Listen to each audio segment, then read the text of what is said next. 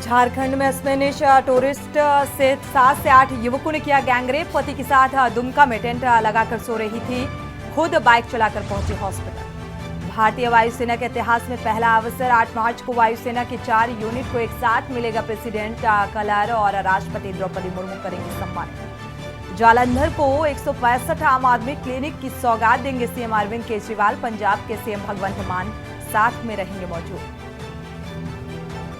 6 मार्च को बीजेपी केंद्रीय चुनाव समिति की बैठक। 155 कैंडिडेट्स की लिस्ट आ सकती है सामने। वाराणसी से मोदी या गांधीनगर से शाह को उतारने की तैयारी।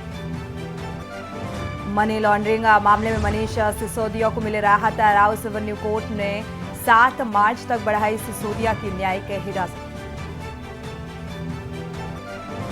अगले 2 दिनों में बदलेगा यूपी का मौसम। कई जिलों में जारी है ओलावृष्टि और अलर्ट।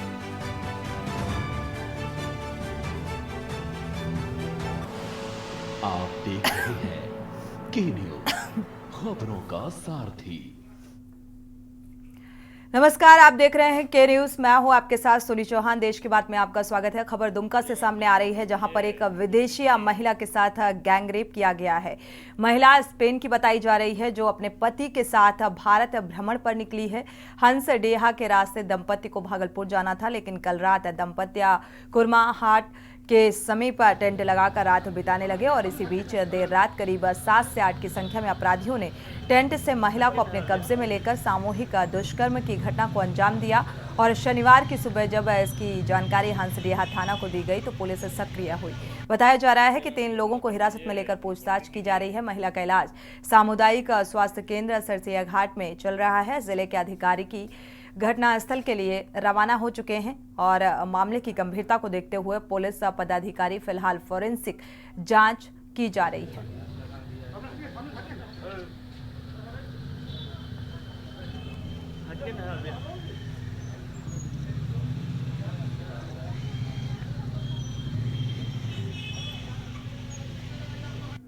अजय बाबू धंधापन कीजिए, रिपोर्टिंग कीजिए।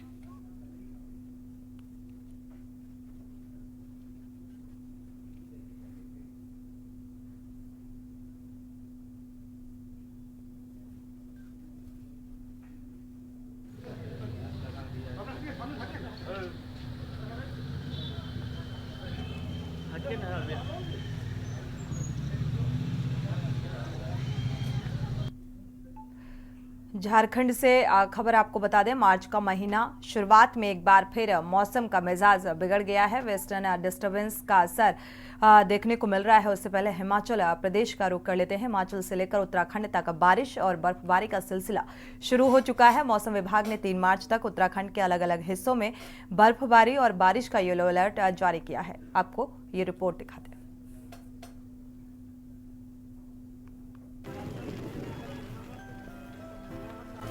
पहाड़ी राज्य उत्तराखंड और हिमाचल प्रदेश वेस्टर्न डिस्टरबेंस की चपेट में है। डिस्टरबेंस का असर 3 दिन तक जारी रहने के आसार हैं। मौसम विभाग ने 1 मार्च से 3 मार्च तक उत्तराखंड के अलग अलग हिस्सों में बर्फबारी और बारिश का येलो अलर्ट जारी किया है। मौसम विभाग के मुताबिक उत्तराखंड के 3500 मीटर से ज्यादा ऊंचाई वाले इलाकों में भारी बर्फबारी और बाकी जगहों पर हल्की से मध्यम बारिश हो सकती है। तो कल 2 तारीख को पीक रहेगा एक्टिविटीज का।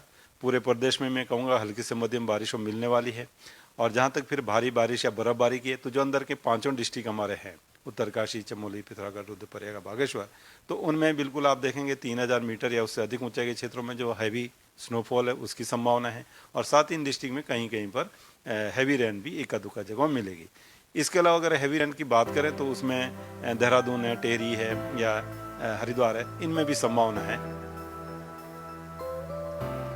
हिमाचल प्रदेश के ऊंचे इलाकों में भी बर्फबारी हुई।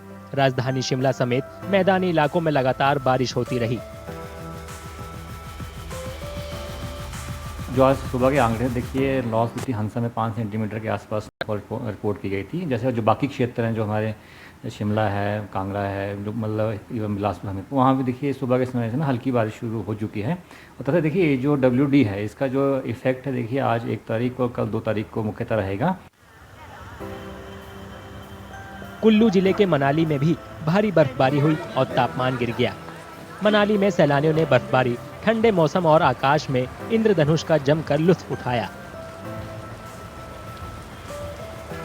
बहुत ही एकदम अच्छा फील कर रहे हैं क्योंकि हम 3 दिन से आए हुए थे, इसी का वेट करते हुए। नेट पे देखा था कि आज स्नो होने वाली है, स्नो शॉवर, तो बस इसी का वेट था। और आज 5 बजे हमारी बस से निकलने वाले थे और जाने के पहले बहुत प्यारा एकदम व्यू लग रहा है मनाली का। बहुत अच्छा लग रहा है। लाइफ में मैंने पहली बार देखा है स्नोफॉल, इसके लिए आई थी मैं यहाँ पर। ये मेरा फर्स्ट एक्सपीरियंस है, मतलब यहाँ पर लाइव स्नोफॉल देख पा रही हूँ। बहुत अच्छा लगा मनाली, आप लोग भी विजिट करिए। 3 दिन से हम यहाँ पे आए हुए हैं लाइव स्नोफॉल के लिए। हमको काफ़ी मतलब वेट करना पड़ा और आज हमारा 5 बजे मतलब बस है यहाँ से, तो स्नोफॉल हो चुका है, तो बहुत अच्छा लग रहा है हमको यहाँ देखते हुए। बर्फबारी से सड़कें जाम हो गई। मनाली के सोलंग नाला में सैलानियों की सैकड़ों गाड़ियां बर्फ की मोटी परत में दब गईं। बाद में गाड़ियों पर से ये बर्फ हटाई गई। सड़कों पर खतरे की आशंका से मनाली प्रशासन ने ऊंचाई वाले इलाकों में सतर्कता बरतने का अलर्ट जारी किया है।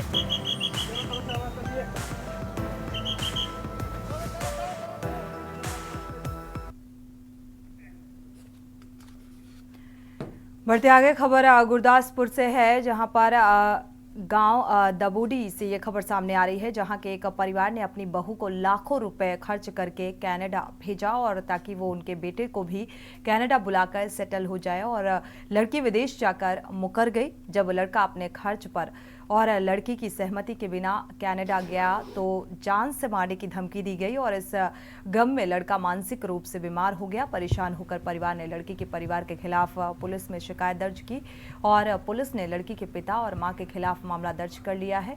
जांच शुरू कर दी है।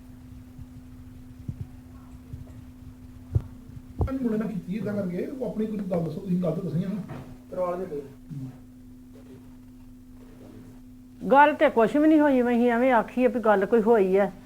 और पहला मेरा पोते नूं चंगा लगा, हुण मेरा पोते नूं माड़ा लगा। हाँ तो पहला चंगा ही तो हुण माड़ा है, तो ये कोई गल भी नहीं हुई। मैं तो इनू धियां तो भी उत्ते रखिया। मेरे को गली मुहल्ले भी आन के कह दे भी इन्हें ऐसा नूंह दा मूँह भी फटकारिया भी तू मेरे घर निकल के आ गई है। मेरे लड़का जुगराज सिंह मैं ਉਹਦਾ ਵਿਆਹ ਕਾਲੇ ਨੰਗਲ ਹੋਇਆ ਤੇ ਲਵ ਮੈਰਿਜ ਹੋਈ ਆ ਤੇ ਇਹ ਕੁੜੀ ਮੇਰੇ ਘਰ ਪਹਿਲਾਂ ਵੀ ਆਉਂਦੀ ਰਹੀ ਆ। ਮੁੜ ਕੇ ਧੱਕੇ ਨਾਲ ਮੇਰੇ ਘਰ ਇਹਨੇ ਵਿਆਹ ਕੀਤਾ ਤੇ ਮੈਂ ਨਮੋਸ਼ੀ ਦਾ ਮਾਰਿਆ ਇਹਦਾ ਵਿਆਹ ਕੀਤਾ ਕਿ ਇਹ ਨਿਕਲ ਕੇ ਚਲੇ ਨਾ ਜਾਣ। ਇਹ ਜੀ ਇੱਕ ਪਰਚਾ 8 ਨੰਬਰ FIR ਡੇਟਡ 22/2/24 ਨੂੰ ਅੰਡਰ ਸੈਕਸ਼ਨ 420 506 120 BPS ਦਰਾਂਗਲਾ ਵਿਖੇ ਰਜਿਸਟਰ ਕੀਤੀ ਹੈ। ਇਹਦੇ ਵਿੱਚ ਜਿਹੜਾ ਕੰਪਲੇਨੈਂਟ ਹੈ ਰਸ਼ਪਾਲ ਸਿੰਘ ਪੁੱਤਰ ਲੱਖਾ ਸਿੰਘ ਵਾਸੀ ਦੁਬੜੀ ਹੈ। ਇਹਨਾਂ ਨੇ ਦੋਸ਼ ਲਾਇਆ ਕਿ ਇਹਨਾਂ ਦਾ ਲੜਕਾ ਸੀ ਜੁਗਰਾਜ ਸਿੰਘ, ਉਹਨੂੰ ਵਿਦੇਸ਼ ਭੇਜਣ ਦੇ ਵਾਸਤੇ ਇਹਨਾਂ ਦੀ ਕਮਿਟਮੈਂਟ ਹੋਈ ਸੀਗੀ। बढ़ते आगे, इंदौर में कांग्रेस नेता और पूर्व पार्षद अनवर कादरी को आज जेल भेज दिया गया है। दरअसल कांग्रेस नेता पर एक पत्रकार के घर में घुसकर उसे बंदूक की नोक पर धमकाने और उसकी पिटाई करने के मामले में जेल भेजा गया। घटना बुधवार रात इंदौर के सदर बाजार थाना क्षेत्र की है। पूरी घटना स्थल पर लगे CCTV कैमरे में कैद हुई घटना के बाद पीड़ित जावेद खान ने गुरुवार को सदर बाजार पुलिस स्टेशन में आरोपी कांग्रेस नेता अनवर कादरी के खिलाफ शिकायत दर्ज कराई।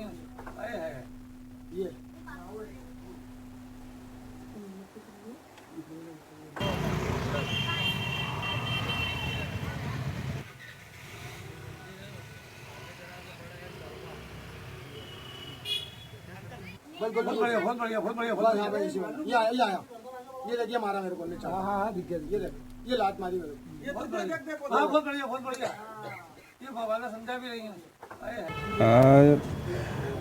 रात्रि में फरियादी जावेद द्वारा थाना सदर बाजार में आके शिकायत की गई थी कि उनके घर पे पार्षद अनवर कादरी एवं अन्य 3 व्यक्तियों द्वारा घुसकर उनके साथ मारपिटाई की गई है, जिसमें दोनों पक्षों को तलब किया गया था और दोनों पक्षों की तरफ से एक दूसरे के विरुद्ध क्रॉस रिपोर्ट लिखाई गई है। क्या विवाद क्या था सर? ये विवाद मूलतः कोई पुराना प्रकरण है, उसके संबंध में कोई विवाद चला आ रहा था, उसको है जिसको कल ने घटना कारित की है। इस पर से बंदूक भी हाथ में लिए हुए हैं। हाँ, क्या हुआ कि 26 तारीख से ये मेरे को फ़ोन करके परेशान कर रहा था। मैंने फ़ोन नहीं उठाया, फिर इसके भाई को मैंने बताया कि इस तरह का मामला है, तो उसने मेरे को बताया कि हमारे घर में झगड़े चल रहे हैं और इसने मेरी बहन को और माँ को मारा है और उन्होंने वरिष्ठ अधिकारियों को शिकायत की है। तो उस शिकायत की वजह से इसको ऐसा लग रहा है कि वो शिकायत आपने कराई, तो उस वजह से वो आपको फ़ोन लगा रहा है। तो बोले आप फ़ोन मत उठाना। मैं 9 बजे घर पे खाना खा रहा था, जब फ़ोन आया तो मैंने फ़ोन हाथ में लिया और वो ऑटोमेटिक उठ गया। तो स्क्रीन टच होने के कारण पता नहीं कहाँ हाथ लग गया, तो उठ गया। तो फिर मैंने उसको कान पे लगाया, तो उसने मेरे से बहुत ही गलत तरीके से मेरे को धमकियाँ दी कि तुम घूम के बताना, सतर्क रहना। बढ़ते आगे रुक करते हैं अगली खबर का। डिंडोरी हादसे को देखते हुए डिंडोरी के जबलपुर बस स्टैंड पर आरटीओ ने चेकिंग अभियान लगा दिया और जिले में कई जगह पर ऑटो और बसों की चेकिंग करने के लिए जैसे ही वाहन चालकों को चेकिंग की जानकारी लगी तो बिना परमिट और ओवरलोडिंग के बस और ऑटो चालकों में हड़कंप मच गया। आरटीओ को देखा ऑटो चालक इधर से उधर भागने लगे और बसों के चालान की कार्रवाई भी की गई।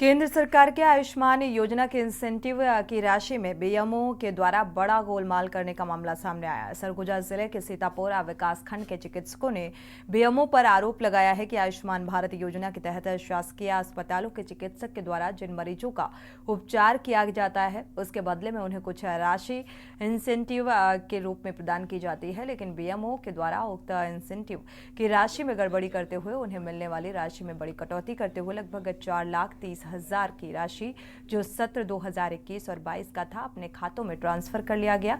मामले की शिकायत चिकित्सकों द्वारा तत्कालीन सीएमएचओ और सीएमएचओ के द्वारा की गई थी। उन्होंने मामला ठंडे बस्ते में डाल दिया। दी गई है वहाँ के एक डॉक्टर की बाइट देखा मैंने, उनकी कुछ शिकायतें थी।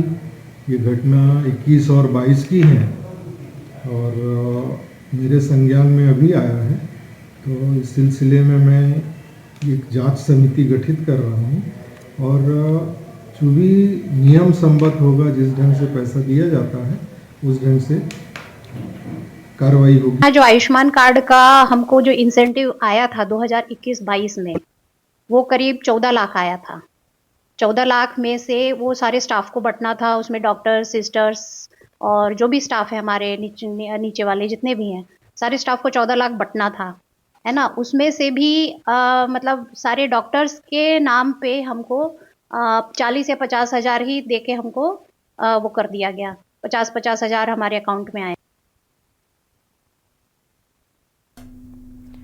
रुक करते हैं अगली खबर का। पंखाजोर क्षेत्र का मशहूर बरदा आश्रम, जिसमें हर साल इंग्लैंड से श्रद्धालु आते हैं और इस वजह से इस आश्रम में लगने वाले मेले को अंग्रेजों का मेला भी कहा जाता है, जहां हजारों की संख्या में लोग आते हैं। इस जगह पर बिजली की समस्या की वजह से लोगों को परेशानियों का सामना करना पड़ता है। स्थानीय लोगों का कहना है कि यहाँ मेले में हजारों की संख्या में श्रद्धालु आते हैं। बिजली की समस्या से पीने का पानी, भंडारे में बनने वाला भोजन बनाने में बहुत समस्याएं आती हैं और विदेशी भक्तों को रहने में भी परेशानी होती है।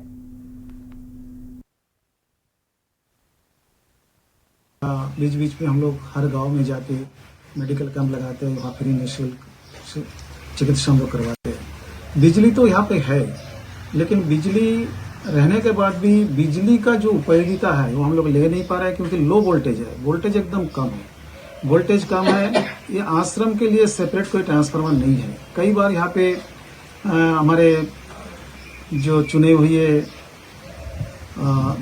विधायक जी या सांसद जी बहुत बार यहाँ आए, बहुत बार हम लोग मौखिक उन लोगों से आवेदन किया, लेकिन उन लोग हर बार बोला है कि हम लोग कुछ ना कुछ व्यवस्था जरूर करेंगे, इस साल कर देंगे, नेक्स्ट ईयर कर देंगे।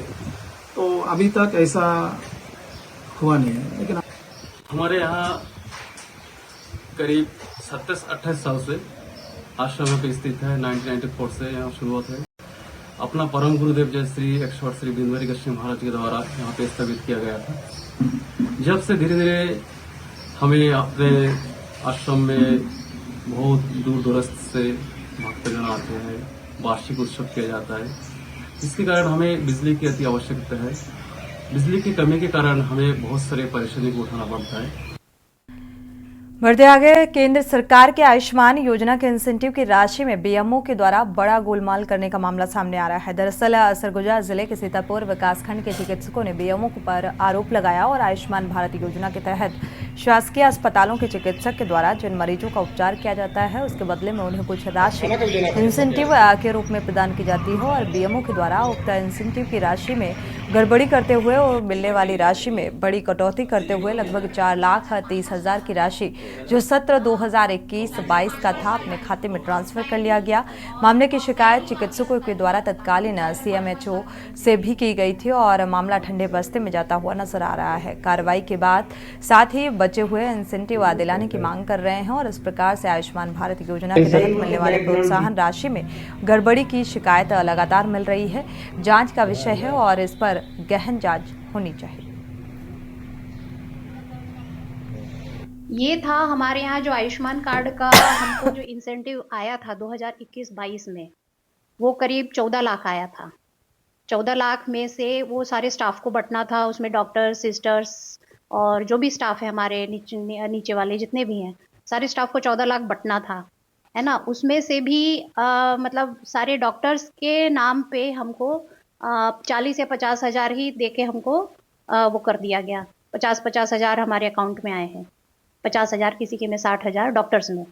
और हमारे जो बीएमओ साहब हैं डॉक्टर अमोश किंडो, उनके अकेले के अकाउंट में लगभग 4,30,000 रुपए उनके अकाउंट में गया है। अभी इसकी सूचना आप लोगों के द्वारा ही मुझे दी गई है।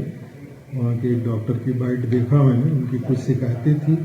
ये घटना 21 और 22 की है और मेरे संज्ञान में अभी आया है। तो इस सिलसिले में मैं एक जांच समिति गठित कर रहा हूँ और जो भी नियम संबद्ध होगा, जिस ढंग से पैसा दिया जाता है उस ढंग से कार्रवाई होगी। रुख अगली खबर का करते हैं। खैरागढ़ से अगली खबर, पुलिस विभाग के अंतर्गत पुराने थाने का जीर्णोद्धार और यातायात व्यवस्था को सुचारू रूप से संचालित करने और नवीन यातायात शाखा महिला सेल शाखा का उद्घाटन नव पदस्थ पुलिस अधीक्षक त्रिलोक बंसल के द्वारा किया गया और बहुत सारे संसाधनों और बुनियादी ढांचे की कमी की वजह से अस्थायी तौर पर जो पुराना खैरागढ़ थाना था उसमें यातायात शाखा और महिला सेल दोनों के लिए एक स्थायी व्यवस्था की गई है। बुनियादी ढांचे का होना किसी भी राष्ट्र के लिए आवश्यक होता है। अधीक्षक त्रिलोक बंसल ने बताया कि जैसे जैसे संसाधन और फंड मिलते जा रहे हैं और वैसे व्यवस्था की जाएगी और यातायात शाखा और महिला सेल का संचालन अलग अलग थानों में किया जा रहा है। बुनियादी कारकों के अभाव में किसी राष्ट्र का विकास कर पाना प्रायः असंभव है।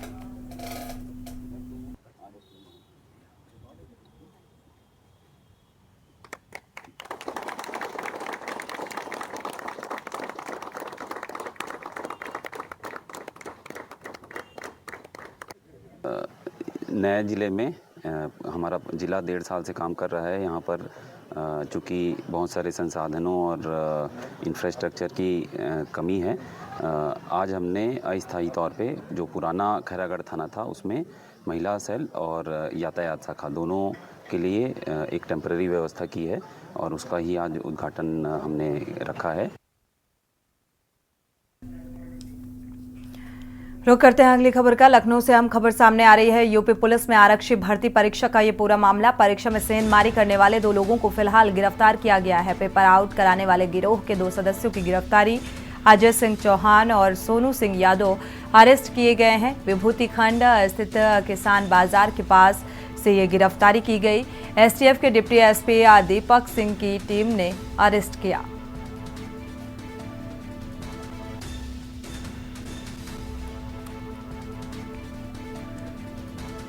पेपर लीक का यह पूरा मामला, 2 लोगों की गिरफ्तारी। इस मामले में अजय सिंह चौहान की गिरफ्तारी की गई है। विभूति खंड स्थित किसान बाजार के पास से ये गिरफ्तारी की गई है। तो एसटीएफ के डिप्टी एसपी दीपक सिंह की टीम ने ये गिरफ्तारी की। लखनऊ से अहम खबर सामने आ रही है। यूपी पुलिस में आरक्षी भर्ती परीक्षा में पेपर लीक करने वाले ये आरोपी जिन्होंने सेंधमारी की और इन दोनों ही आरोपियों को फिलहाल गिरफ्तार कर लिया गया है।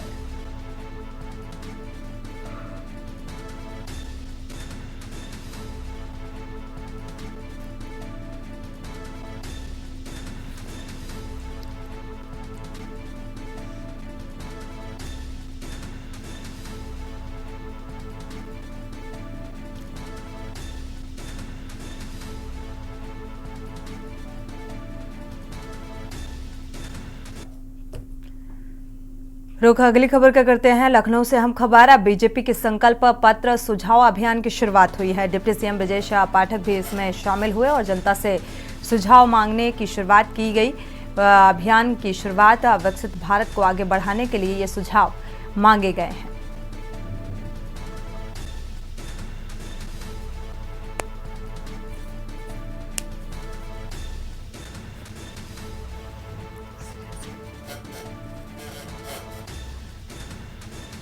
लखनऊ से अहम खबर। जनता से सुझाव मांगे गए हैं। डिप्टी सीएम ब्रजेश पाठक भी इस बीच मौजूद रहे।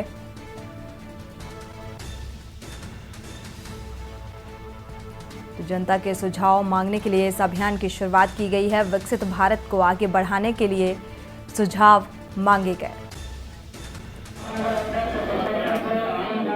के लिए मैं अपने राष्ट्रीय अध्यक्ष आदरणीय जेपी नड्डा जी का, माननीय गृह मंत्री अमित शाह जी का, लखनऊ लोकसभा के लोकप्रिय सांसद देश के रक्षा मंत्री आदरणीय राजनाथ सिंह जी का हृदय से आभार प्रकट करते हैं। माननीय मोदी जी की जो संकल्पना है उसके अनुसार हम सब संकल्प पत्र को तैयार करेंगे, सुझाव जनता के बीच में एकत्र करेंगे और जनता के सुझावों पर हमारी सरकार काम करेगी। खबर लखनऊ से है, जहां स्वीप योजना के अंतर्गत मतदाता जागरूकता के लिए भारत निर्वाचन आयोग की टीम ने योजना भवन में करीब 3 मतदाता जागरूकता एक्सप्रेस वैन को फ्लैग ऑफ किया। जागरूकता express van voter turnout 22 जनपदों में की जाएगी और इनमें से कानपुर नगर, प्रयागराज, भदोही, श्रावस्ती, बलरामपुर, गोंडा, सिद्धार्थनगर, प्रतापगढ़, अमेठी, रायबरेली और अंबेडकर नगर, संत कबीर नगर, गाजीपुर, बलिया, कौशाम्बी, आजमगढ़, देवरिया और जौनपुर, वाराणसी और गोरखपुर जिले शामिल हैं। इतना ही नहीं, जागरूकता उत्पन्न करने के लिए विश्वविद्यालय और विद्यालय के मुख्य मार्गों पर मतदाता एक्सप्रेस वैन का भ्रमण कराया जाएगा।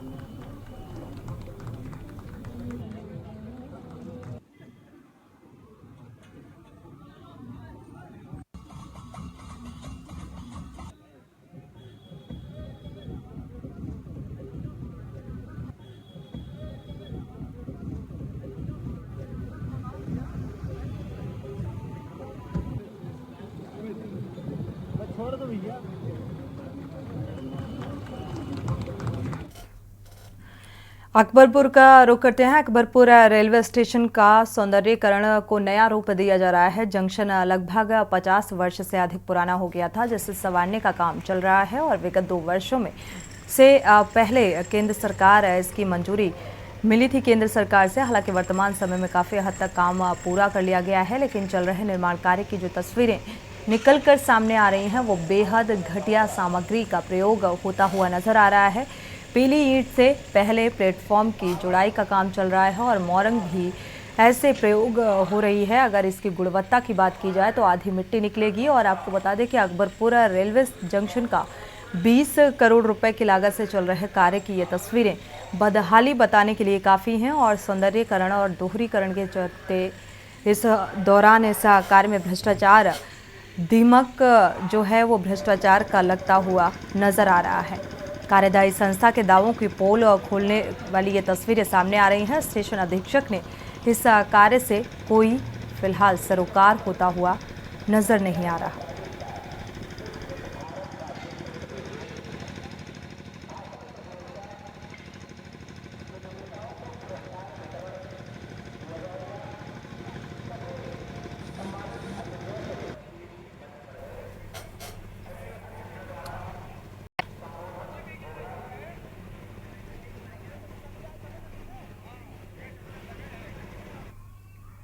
वक्त एक छोटे से ब्रेक का, लौटेंगे जल्द। ब्रेक से वापस आ रहे हैं, रुक करते हैं खबरों का। गोंडा में आलोक कंस्ट्रक्शन एक ऐसी निर्माण कंपनी है जिस पर आज से लगभग 6 माह पूर्व ईडी ने रेड यानी कि छापेमारी की थी और यहाँ आलोक कंस्ट्रक्शन नाम की इस कंपनी के मालिक राकेश पांडे के मूल निवास से लेकर जिला मुख्यालय के विकास भवन के सामने स्थित महलनुमा भवन कोठी के साथ साथ उनके लगभग आधा दर्जन ठिकानों पर एक साथ छापेमारी की गई और अब ये कंपनी 6 महीनों पर PWD विभाग के अफसरों की मिलीभगत से सरकार के 64 करोड़ रुपए की बंदरबाट करने में लगी है। धांधली खुलेआम हो रही है। भ्रष्टाचार की मलाई सरकार यानी कि अफसर मिल बांट कर खाने में लगे हैं। ये मेरी ज़मीन है, इसमें फसल लगी हुई है और ये लगी फसल हम लोग किसान हैं और ये मेरी लगी हुई फसल पूरी बर्बाद हो गई, पूरा ध्वस्त हो गया।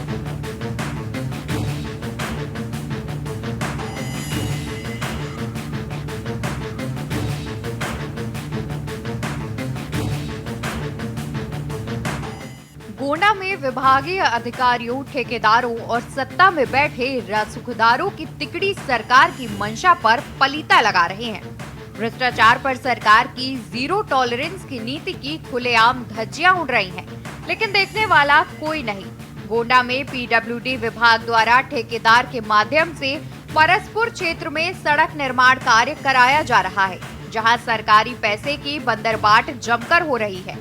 लगभग 64 करोड़ रुपए की लागत से हो रहे सड़क निर्माण कार्य में कंस्ट्रक्शन कंपनी के नाम से PWD के अधिकारियों द्वारा दिए गए सड़क के चौड़ीकरण, नवीनीकरण के नाम पर जमकर खेल हो रहा है। सरयू नदी के कछार से लगे पूरे क्षेत्र में परसपुर मोड़ से चचरी माझा होते हुए भभुआ तक एक बहुत लंबे लगभग 26 किलोमीटर सड़क का निर्माण और चौड़ीकरण करीब 64 करोड़ रुपए की लागत से होना है। निर्माण का काम राज्य सड़क निधि योजना के तहत PWD विभाग कर रही है। मुख्यमंत्री योगी आदित्यनाथ चाहते हैं कि क्षेत्र की ग्रामीण जनता और मुख्य रूप से किसानों के लिए कनेक्टिविटी की दृष्टि से एक बेहतरीन सुविधा मुहैया कराई जाए, किंतु सत्ता के शीर्ष में रसूख रखने वाले जनपद गोंडा के नेता और उनके चहेते ठेकेदार राकेश पांडे और PWD विभाग के उच्च अधिकारियों की मिलीभगत से पूरे कार्य में बड़े पैमाने की हेराफेरी हो रही है। सड़क निर्माण में केवल मिट्टी पटाई के नाम पर करोड़ों रुपए का बंदरबाट हो गया, जहां मिट्टी कई किलोमीटर दूर से लाकर सड़क पर डालने का एस्टीमेट में नियम है, तो वहीं ठेकेदारों ने सड़क के दोनों तरफ किसानों की लगी फसल के खेत को JCB और पोकलैंड मशीन से खोद डाला और मिट्टी निकालकर सड़क की पटाई कर डाली। खेत से मिट्टी निकाले जाने के बाद सड़क के दोनों तरफ गहरी खाई बन गई है और एस्टीमेट के नियम से मिट्टी खनन का पैसा ठेकेदारों और अधिकारियों के द्वारा डकारा जा रहा है। ठेकेदारों और अफसरों का भ्रष्टाचार किसानों के लिए मौत का सबब बन रहा है। यहाँ पे रोड चौड़ीकरण हो रहा है। हाँ, क्या समस्या है? समस्या यही है कि ये जो ढलान है, ये सामने आपके सामने पुल है, पुल की ढलान है और ढलान पे हमको ना एक पैसा कोई मुआवजा मिला है, ना कुछ भी एक पैसा नहीं मिला। उसके बावजूद ये 500 मीटर पुल के इस पार और 500 मीटर उस पार कोई खोदने का काम नहीं होना था। हमने कहा आप अपने जेई को बुलाइए, जेई यहाँ तक आया नहीं आज तक। इसीलिए जब हम भी नहीं कुछ बोले, हमने कहा काम हो, 2-3 ठेकेदार हैं भैया, हमने कहा काम हो जाने दो, जब यहाँ पे आएंगे तब फिर बोलेंगे। और इतना चौड़ा, इतना लंबा उन्होंने मिट्टी निकाला है कि वो गड्ढा कभी पट नहीं सकता है। सरयू नदी का कछार का एरिया, जिसे बाढ़ क्षेत्र कहते हैं, यहाँ पर हर साल नहर टूटने और नदी के बाढ़ से जल भराव की स्थिति बनती है। जिस तरह से इस सड़क के निर्माण का कार्य हो रहा है, वो भ्रष्टाचार की भेंट चढ़ रहा है। सवाल है, आखिर सड़क निर्माण में किसानों के खेतों की मिट्टी का खनन क्यों? आखिर जिलों में बैठे जिम्मेदारों को भ्रष्टाचार का दीमक कब छोड़ेगा? गोंडा से के न्यूज के लिए मोहसिन खान की रिपोर्ट। बढ़ते आगे, बहुत जल्द आगरा में मेट्रो का उद्घाटन प्रधानमंत्री नरेंद्र मोदी के हाथों होने जा रहा है और संभावना व्यक्त की जा रही है कि मार्च के पहले सप्ताह में मेट्रो की सौगात आगरा वासियों को मिल जाएगी। और इसी बीच एक मेट्रो स्टेशन जो कैप्टन शहीद शुभम गुप्ता के घर के पास है।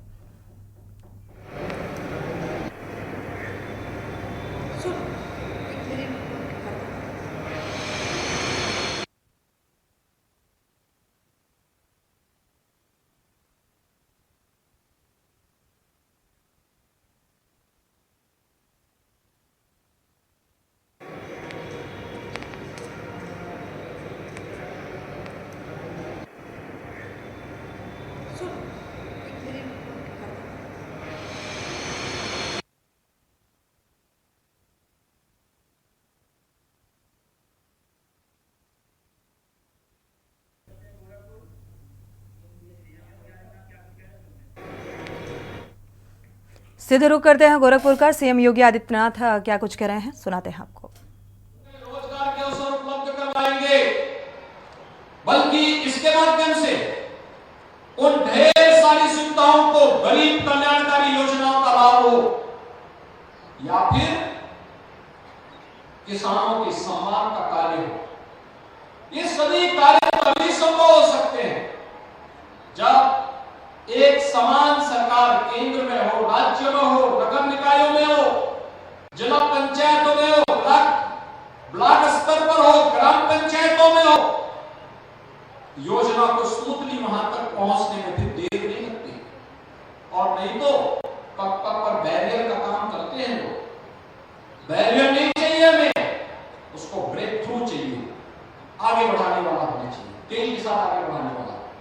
और उस ब्रेक थ्रू के लिए आवश्यक है कि फिर से तीसरी बार मोदी जी के नेतृत्व में डबल इंजन की सरकार केंद्र में बने, मोदी जी के नेतृत्व में भारतीय जनता पार्टी की सरकार बने। इसके लिए विकास की योजनाओं का लाभ अनवरत रूप से आने वाली पीढ़ी को भी प्राप्त होता रहेगा। इसी के लिए आज एक बार फिर से मैं गोरखपुर में आया हूं। बहनों भाइयों, पूरा देश आज उत्साह और उमंग के साथ कार्य कर रहा है। अयोध्या धाम में आपने देखा होगा, एक महीने में 65 लाख श्रद्धालुओं ने दर्शन किया। 65 लाख श्रद्धालुओं ने। आप कितने लोग आप में से गए अयोध्या? और लोग कितना जाने के इच्छुक हैं अयोध्या? ऐसा नोट करो, अगले एक सप्ताह के अंदर सबको अयोध्या ले जाने की तैयारी करो। सबको दर्शन करो। चुनाव की घोषणा के पहले ये सब लोग दर्शन करके आ जाए। एक बार जाके देखेंगे 500 वर्षों के बाद अयोध्या के लिए, जिस अयोध्या के लिए 1990 के दशक में आंदोलन होते थे कि रामलला हम आएंगे, मंदिर वही बनाएंगे, और अब तो रामलला भी आ गए हैं, तो कम से कम दर्शन करके तो जाएंगे, ये व्यवस्था करो।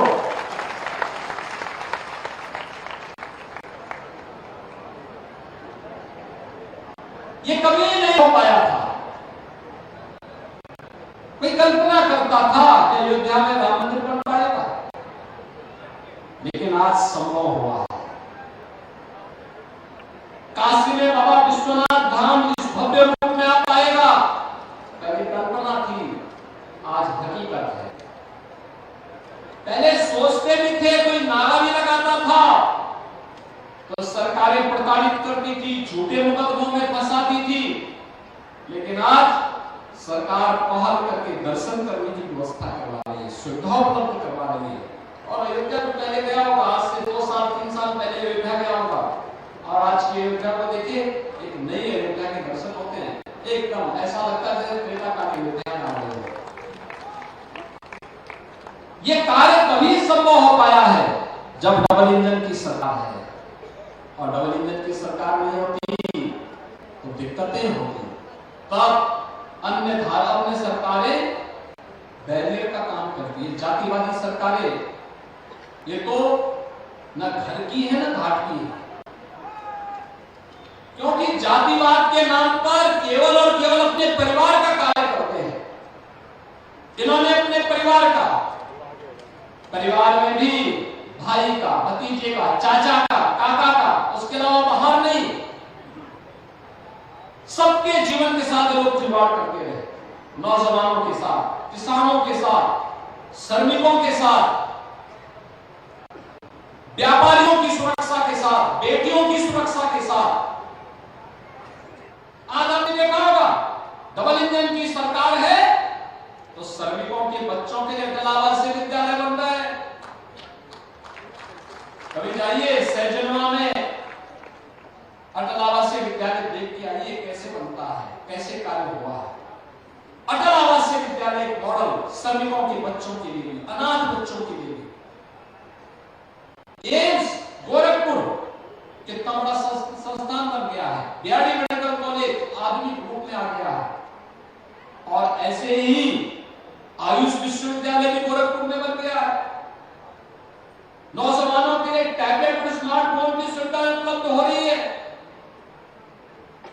यानी तकनीकी जिससे डिजिटली हमारा युवा सक्षम बन सके, इसके लिए सरकार के स्तर पर जो कदम उठाए जा रहे हैं उसका लाभ न केवल हमारा युवा देगा बल्कि हमारा प्रदेश भी देगा और हमारा देश भी देगा। आज बहनों और भाइयों, इसी अभियान के साथ जुड़ करके आपके पास आए हैं। आज के इस अवसर पर मैं गोरखपुर वासियों को इतनी ढेर सारी जो परियोजनाएं हैं, जिन परियोजनाओं में बाढ़ से जुड़ी हुई परियोजनाएं हैं, जिनमें मुख्य रूप से राप्ती नदी के तट से तटबंध से की सुरक्षा से जुड़ी हुई जो परियोजनाएं हैं, इनमें छितली टुन्नी तटबंध का है, लहसनी रिंग बांध का है, गोरखपुर में पुलिस प्रशिक्षण विद्यालय के गोरखपुर के आवासीय और आवासीय भवन के शिलान्यास का है, झरना में एक चौकी का है, एयरफोर्स के पास एमईएस ऑफिस का है, क्योंकि गोरखपुर का एयरपोर्ट की सिविल टर्मिनल बिल्डिंग का निर्माण होना है और इसलिए उनके कुछ भवनों को हमें निर्माण कार्य करके दूसरी तरफ शिफ्ट करना है, जिससे एक अत्याधुनिक एयरपोर्ट गोरखपुर को और मिल सके। इसके लिए भी हम लोगों ने सैकड़ों करोड़ रुपए खर्च स्वीकृत कर दिया है। नकां जंगल नकां से रेलवे स्टेशन मार्ग पर स्थित हवा फाटक, संपर्क फाटक जो संपर्क फाटक है, वहां पे 4 लेन का एक फ्लाईओवर है। बरगदमा कौवाबाग जेल बाईपास पर, इसमें पादरी बाजार के पास भी 4 लेन का एक फ्लाईओवर है। कौड़ीनाम गजपुर मार्ग का चौड़ीकरण का है। गोरखपुर महाराजगंज मार्ग एचएनसी चौराहा से हवा फाटक जगेश्वर बासी चौराहा होते हुए गोरखनाथ मंदिर गेट तक इस सड़क के चौड़ीकरण का 4 लेन में चौड़ीकरण का कार्य है। मदन मोहन मालवीय तकनीकी विश्वविद्यालय में आरसीसी नाले के निर्माण के लिए भी पैसा दे दिया गया है। वीर बहादुर सिंह स्पोर्ट्स कॉलेज में एस्ट्रो क्लब हॉकी मैदान पर पेविलियन निर्माण का, इसके लिए भी धनराशि स्वीकृत कर दी गई है। बढ़ागंज में सरयू नदी घाट का सौंदर्यीकरण का कार्य, यहाँ पर राजेश त्रिपाठी जी मौजूद हैं, ये कार्य किया जा रहा है। सदगुरु कबीर चरण पालिका मंदिर घासी कटरा, यहाँ पर मंदिर पर्यटन के लिए धनराशि उपलब्ध करवाई गई है। रोहिन नदी पर बन रहा तटबंध के कटान निरोधक कार्य को भी यहाँ पर कार्य किया जा रहा है। कैंपियरगंज में भी कैनाल नाला, मोतीगंज में नगर पंचायत बांसगांव में बांसगांव चौराहे पर आरसीसी नाले के निर्माण के लिए भी और यहाँ पे धनराशि उपलब्ध करवाई गई है। और इसके साथ ही अन्य तमाम विकास परियोजनाओं के लिए आज धनराशि गोरखपुर के लिए स्वीकृत हो रही है। इन सभी कार्यों के लिए गोरखपुर वासियों को बहुत बहुत बधाई। और विकास कार्य जिस गति से हो रहे हैं, गरीब कल्याणकारी योजनाओं का लाभ जिस गति से प्राप्त हो रहा है, इसी गति के साथ भारतीय जनता पार्टी के समर्थन में और प्रधानमंत्री मोदी जी के समर्थन में जनता जनार्दन का आशीर्वाद भी बरसना चाहिए। सभी लोग सहमत हैं? सभी लोग सहमत हैं ना? सभी लोग सहमत हैं? रवि किशन को सब पहचान रहे हैं ना? कितने लोग पहचान रहे हैं? बोलेंगे तो नहीं उनको?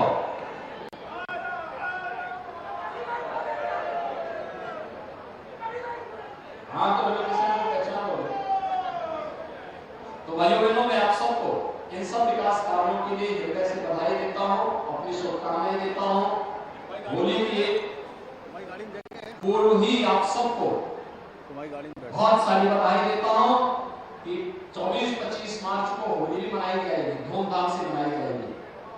बहुत शांतिपूर्ण सौहार्दपूर्ण तरीके से इस पर्व और त्योहार को आगे लेके जाना है और मोदी जी को फिर से लेकर के देश को मैं तीसरी बार मोदी जी के नेतृत्व में सरकार बनाने के लिए सबको कार्य करना है। इस विश्वास के साथ आप सब मेरे साथ बोलेंगे जय श्री राम, जय जय जय श्री राम।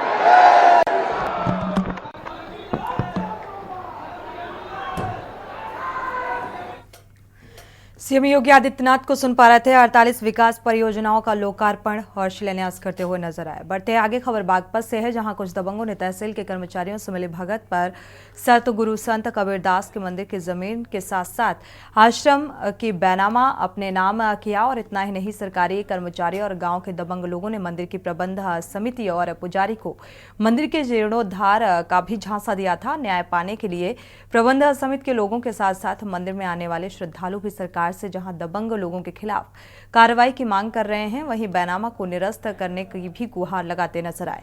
पंचायत का आयोजन भी किया गया, जिसमें प्रदेश की योगी सरकार से न्याय की गुहार लगाई गई।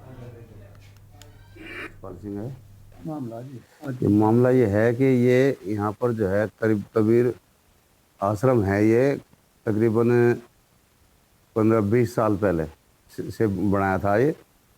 और इस आश्रम में पूरे इलाके ने, गांव ने जो है चंदा दिया था जब जो है इस आश्रम को बनाया था।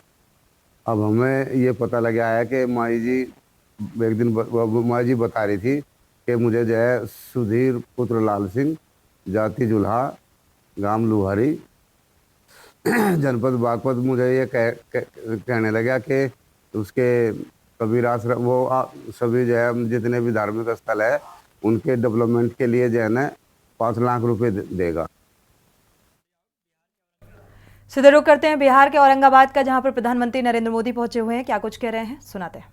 गारंटियों को पूरा करने और विकसित बिहार बनाने के लिए काम करने के लिए संकल्पबद्ध है।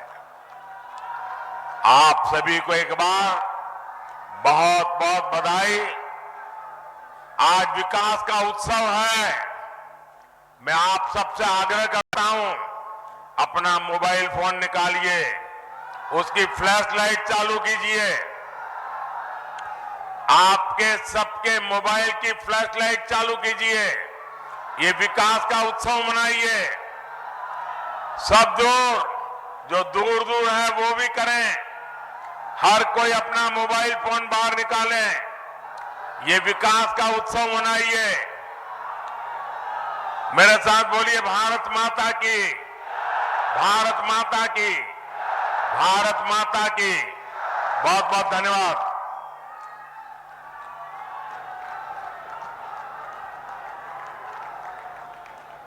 आपके अलौकिक। तो आप ये मंच में देख पा रहे हैं, कई विकास परियोजनाओं की सौगात दी। बिहार के औरंगाबाद से ये तस्वीरें, सीधी तस्वीरें आप देख पा रहे हैं। प्रधानमंत्री नरेंद्र मोदी पहुंचे हुए हैं, साथ में नीतीश कुमार भी एक मंच में नजर आए।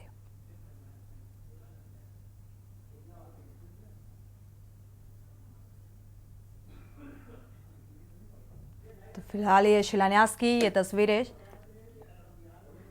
तो औरंगाबाद से, बिहार के औरंगाबाद से ये तस्वीरें, जहां पर कई विकास परियोजनाओं का उद्घाटन करते हुए नजर आए प्रधानमंत्री नरेंद्र मोदी।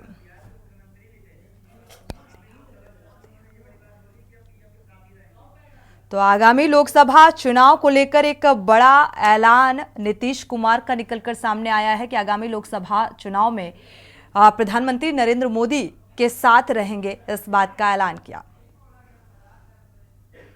तो बिहार के औरंगाबाद में एक मंच पर और इस बात का जिक्र आगामी लोकसभा चुनाव को लेकर कई विकास परियोजनाओं का लोकार्पण और शिलान्यास करते हुए नजर आए। खबर पीलीभीत से है, थाना गजरौला क्षेत्र से खबर। पीड़िता ने आरोप लगाया है कि 27 जनवरी को दवाई लेने जा रही थी, तभी गांव का रहने वाला पप्पू बख्श रिक्शा में बैठ गया और उसके साथ अश्लील हरकतें करने लगा। आरोप है कि पीड़िता के विरोध करने पर युवक ने कई थप्पड़ भी लगाए। अपने अगले दिन युवक गांव में रहने वाले 2 लोगों को घर में घुस आया लेकर और पीड़िता से मारपीट भी की। पीड़िता ने मनचले से परेशान होकर मुख्यमंत्री कार्यालय और राष्ट्रीय महिला आयोग से रिपोर्ट दर्ज कराने की गुहार लगाई है, जिस पर एसपी के आदेश पर सुखलाल और रघुवीर सिंह पर पुलिस ने रिपोर्ट दर्ज कर ली है, कार्रवाई शुरू कर दी है।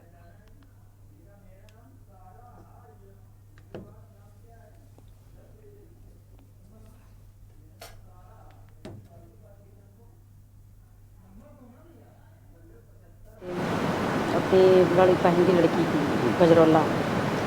तो जिस टुक टुक में हम बैठे उसी में गांव का लड़का मुस्लिम, उसके बाप का नाम है नसीब, लड़के का नाम है पप्पू। तो जो उसी में बैठ गए जो हरकतें हमारे साथ में करने लगो, और जब हमने इस पर विरोध करो तो जब टुक टुक से उतरो उसने 2 थप्पड़ हमारे मारे। 22 जनवरी को भगवान प्रभु श्री राम की प्राण प्रतिष्ठा अयोध्या के मंदिर में संपन्न हुई। पूरा देश भगवानमय था और सभी भक्तों ने अपने आराध्य भगवान श्री राम का दिल खोलकर स्वागत किया था। इसी से प्रेरणा लेकर आगरा में नगर निगम ने कबाड़ से प्रभु श्री राम के मंदिर का मॉडल तैयार किया और जिसे एक मुस्लिम कारीगर फिरोज खान ने तैयार किया। फिरोज खान के अनुसार 40 फीट लंबा और लगभग 40 फीट ऊंचा भगवान प्रभु श्री राम के मंदिर का मॉडल तैयार किया गया है और ये मॉडल पूरे तरीके से खराब और रिजेक्टेड वस्तुओं से तैयार किया गया है। हूबहू इसे भगवान राम के मंदिर का रूप दिया गया है और इसे पिछले 1 महीने से लगभग 30 से 35 कारीगर रोजाना बना रहे हैं। कुछ ही दिन में ये पूर्ण हो जाएगा और जल्द ही इसे किसी शहर के मुख्य मार्ग के प्रवेश पर लगाया जाएगा, जो शहर की खूबसूरती में 4 चांद लगाने का काम करेगा।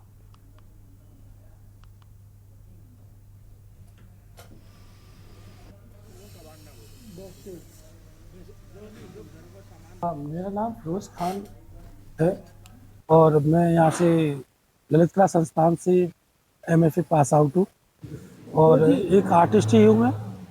नगर निगम लगातार पिछले काफी समय से कुछ न कुछ सामान बना रहा है, वेस्टेज सामान से, लेकिन इस बार एक भव्य राम मंदिर तैयार किया जा रहा है। काय से बनाया जा रहा है, कितना समय और कहाँ लगेगा, पूरी इसके बारे में जानकारी बताइए। कितना बड़ा बनाया है सर? अब हमारे नगर निगम द्वारा महापौर जी हैं, आयुक्त जी हैं और उनका समस्त स्टाफ है, उन्होंने स्क्रैप ना बेचते हुए उन्होंने इसका निर्णय लिया कि हम कुछ भव्य चीज़ें बनाते हैं, इससे चौराहे को शोभायमान बना सके। बढ़ते आगे, कानपुर के दिव्यांगजन सशक्तिकरण विभाग द्वारा संचालित कृत्रिमांग सहायक उपकरण योजना के अंतर्गत सर्वोदय नगर कार्यालय में सहायक आयुक्त दिव्यांगजन, जिला दिव्यांगजन सशक्तिकरण अधिकारी विनय उत्तम की अध्यक्षता में एक कार्यक्रम आयोजित किया गया। इस कार्यक्रम में बतौर मुख्य अतिथि गोविंद नगर विधानसभा के विधायक सुरेंद्र मैथानी ने शिरकत की और दिव्यांगजनों को उनकी आवश्यकता अनुसार 50 ट्राईसाइकिल, 3 व्हील चेयर और 4 MR किट और 5 स्मार्ट केन, 5 कान की मशीनें और 2 CP चेयर विधायक द्वारा वितरित की गई और इस पूरे कार्यक्रम का संचालन राष्ट्रीय दिव्यांग पार्टी के राष्ट्रीय अध्यक्ष वीरेंद्र कुमार द्वारा किया गया। इस अवसर पर विधायक सुरेंद्र मैथानी ने अपने संबोधन में कहा कि सरकार दिव्यांगजनों के प्रति संवेदनशील है, दिव्यांगजन को समाज में बराबरी का दर्जा मिले इसके लिए प्रयासरत है और कार्यक्रम में दिव्यांगजन सशक्तिकरण अधिकारी विनय और तमाम लोग इस बीच मौजूद रहे।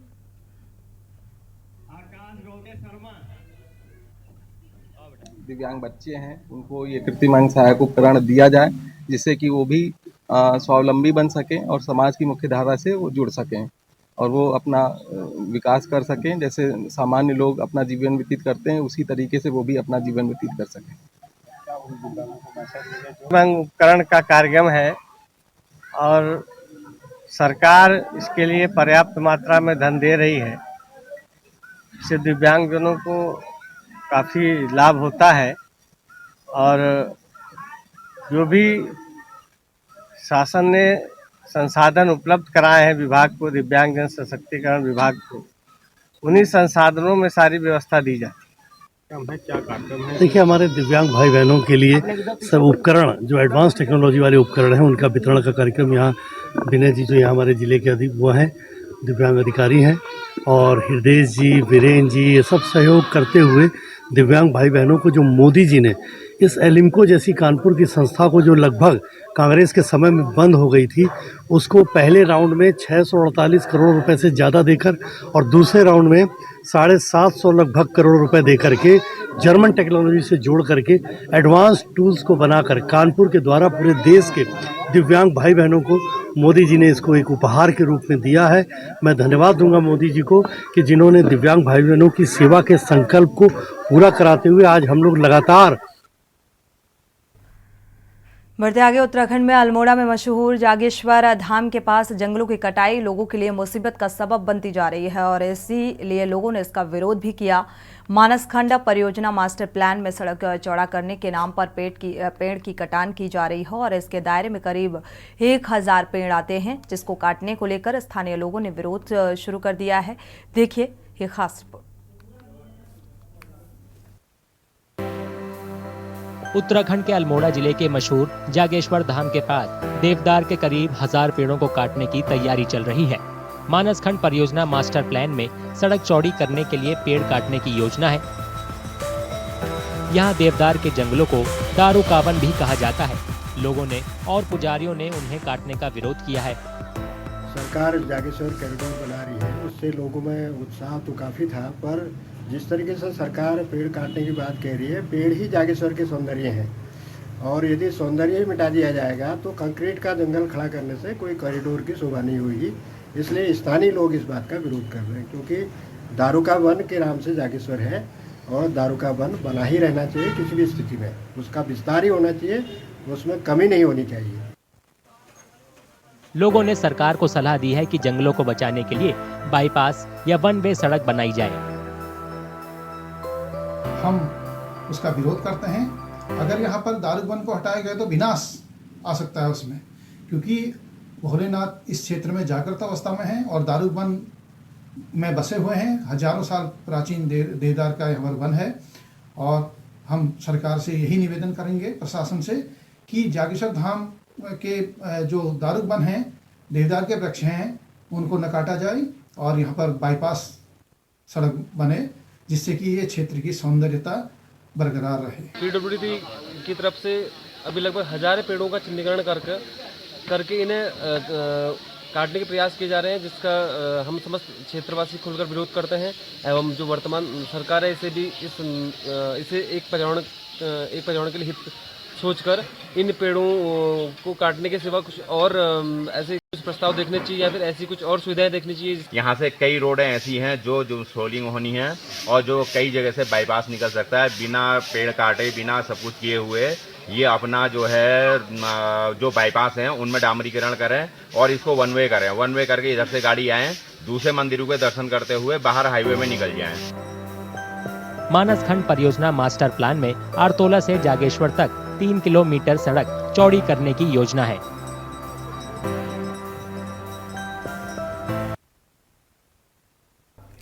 इसी के साथ देश की बात में फिलहाल बस इतना ही। आगे खबरों के लिए आप देखते रहिए के न्यूज़ इंडिया।